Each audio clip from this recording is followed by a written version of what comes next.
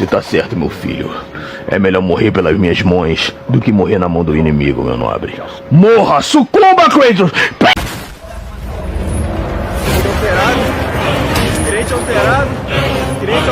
Em 2012 eu entrava na Lan House pra jogar meu jogo do Dragon Ball Z Budokai Tenkaichi 3. Até que eu me deparo com um cara de terceira idade jogando um jogo sanguinário e altamente chamativo, careca usando sainha. Até que eu ouvi ele falar: coloca mais R$2 aí pra eu jogar o Bom de Guerra. Sim, ele falou Bom de Guerra. Eu fiquei maluco em ver aquele careca subindo nas costas de um fucking titã. E no outro dia, eu fui na feira com a minha mãe e procurei por esse Bom de Guerra. Aí eu achei o 2. Bom, eu era criança, então eu não sabia que era o God 2. Mas, enfim, né, eu fui jogar. O jogo já começa da melhor forma. Você vai lutar contra um cara, dá nota de R$2. E depois disso, você ainda luta contra os Zeus, que te dá uma sova. E aí eu me deparo com as mulheres peladas. E minha mãe quase me mata com eu jogando aquilo na sala de casa. É loucura pensar que eu descobri relativamente tarde um jogo de 2005, apesar que eu moro em um lugar mais interior de Xique-Xique, Bahia. E se você for parar pra pensar, como o jogo foi tão revolucionário ao ponto de marcar gerações e ser lembrado até hoje. Para entender como esse jogo é lembrado até hoje e marcou tantas gerações, e entender como Kratos mudou com o tempo, é bom entender como foi o início dele. O Bom de Guerra, ou God of War, ou sei lá, foda-se, você fala como quiser, começou a ser produzido em 2002. Sim, 2002. Ano em que ganhamos a Copa do Mundo no Japão, em cima da Alemanha, que mais na frente iria comer nosso...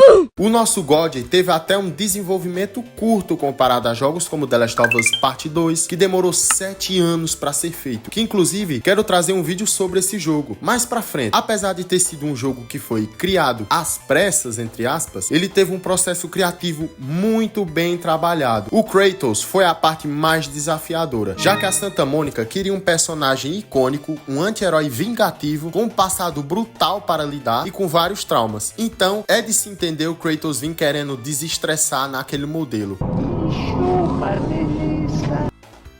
Fora que quase fizeram o Kratos azul. Não consegui imaginar o Cleitão de azul. Acredito que o vermelho foi a melhor escolha para demonstrar todo o ódio e rancor que ele guardava. O jogo também bebeu de algumas fontes de jogos mais hack and slash, que o próprio God of War ajudou a aprimorar e consolidar. E deu essa cara mais cinematográfica. Obrigado por me salvar. Você é um nada. Eu só quero a chave. Mas antes do God acabar aperfeiçoando, ele acabou se inspirando em jogos como Devil May Cry, fora um jogo que eu não sei bem se eles se inspiraram para criar o God, mas eu sempre achei eles parecidos e eu sempre gostei muito dos dois jogos, apesar de serem de épocas totalmente diferentes. O Final Fight. Sim, eu sei que ele é um jogo beat'em up, mas não sei se é esse estilo de pancadaria pura, mas algo me lembra os dois. E outro jogo que eles se basearam bastante foi um jogo onde eles tiraram bastante esse estilo de luta do Kratos. Foi um jogo de PS2 que você com certeza não conhece. O Raiga, sei lá como é que fala essa porra. Um jogo de terceira pessoa de aventura que é focado em combate e exploração, com puzzles que eu acredito que o God of War se inspirou pra ter. Eu acredito que veio de lá esse estilo de puzzle do God. E ele também se passa na mitologia grega. É uma pena que o Raiga não fez o sucesso que deveria. E infelizmente é inegável a inspiração que os devs tiveram, já que o Raiga estava sendo desenvolvido muito antes de God sair do papel. Pelo menos o God veio como uma evolução espiritual do Raiga, não só apenas como uma inspiração. E daí veio o God of War que conhecemos hoje, com esse Kratos sanguinário, vingativo, rancoroso e safadinho. E acho que agora é a melhor hora para se falar do Kratos do primeiro God. Antes de falar desse Kratos do primeiro God, eu deveria falar e deveria ter citado, né, desde o começo, o Kratos do God Sons of Sparta, que é o jogo em que mostra o início da vida do Kratos, em que ele conta a sua história para Calliope, sua filha. É um jogo Metroidvania, eu deveria falar dele, mas por eu não ter dinheiro suficiente para jogar ele, né, então eu acho melhor não comentar sobre, e eu também não quero levar spoiler. Então bora começar do 1 mesmo. Nesse primeiro God, o Kratos não é um cara 100% mal ou 100% ódio, principalmente com os deuses do Olimpo. Ao decorrer do jogo, você vê que ele vai mudando com o passar do tempo. No início, ele ainda acredita nas promessas dos deuses, e antes de acontecer o que rolou com a sua mulher e filha, ele era 100% devoto a Ares, que mais pra frente ele iria empalar o cara.